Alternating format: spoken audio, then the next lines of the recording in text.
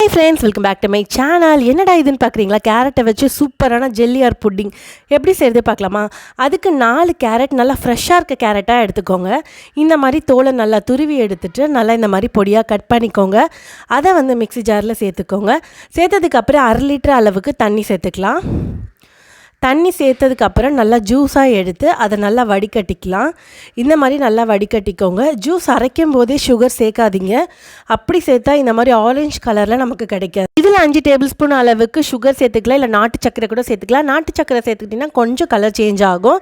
இப்போ நல்லா ஒரு மிக்ஸ் கொடுத்துட்டு அதே 5 டேபிள் ஸ்பூன் அளவுக்கு கார்ன்ஃப்ளவரும் சேர்த்துக்கோங்க. சேர்த்துட்டு நல்லா மிக்ஸ் பண்ணிக்கோங்க. இந்த அளவுக்கு நல்லா மிக்ஸ் பண்ணதுக்கப்புறமா ஸ்டவ்வில் ஒரு பேன் வச்சுக்கோங்க. பேன் நல்லா லைட்டாக ஹீட் ஆனதுக்கப்புறமா நம்ம மிக்ஸ் பண்ணி வச்சுருந்த அந்த கலவையும் அதில் ஊற்றிக்கலாம். இப்போது மீடியம் ஃப்ளேமில் வச்சு இதை நல்லா மிக்ஸ் பண்ணிக்கிட்டே இருக்கணும். ஒரு 5 மினிட்ஸ்லேயே நமக்கு இந்த மாதிரி சேஞ்ச் ஆகி வரும். லைட்டாக கட்டி படணும். அதை கட்டி இல்லாமல் நல்லா மிக்ஸ் பண்ணிக்கிட்டே வாங்க.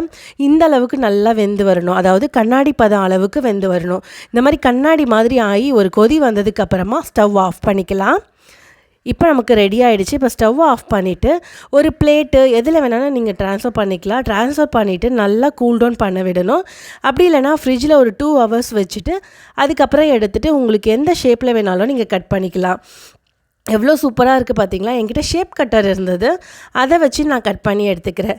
ஸ்டார் ஷேப்பு, அப்புறம் ஹார்ட்டின் ஷேப்பு, இந்த மாதிரி நான் ஷேப்பில் கட் பண்ணி எடுத்துக்கிட்டேன்.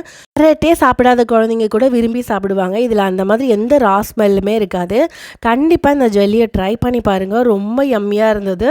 என் குழந்தைக்கு ரொம்பவே பிடிச்சிருந்தது. கண்டிப்பாக ட்ரை பண்ணிவிட்டு கமெண்ட்டில் ஷேர் பண்ணுங்கள். நம்ம சேனலை புதுசாக பார்க்குறீங்கன்னா சப்ஸ்கிரைப் பண்ணிக்கோங்க. Thank you, bye bye.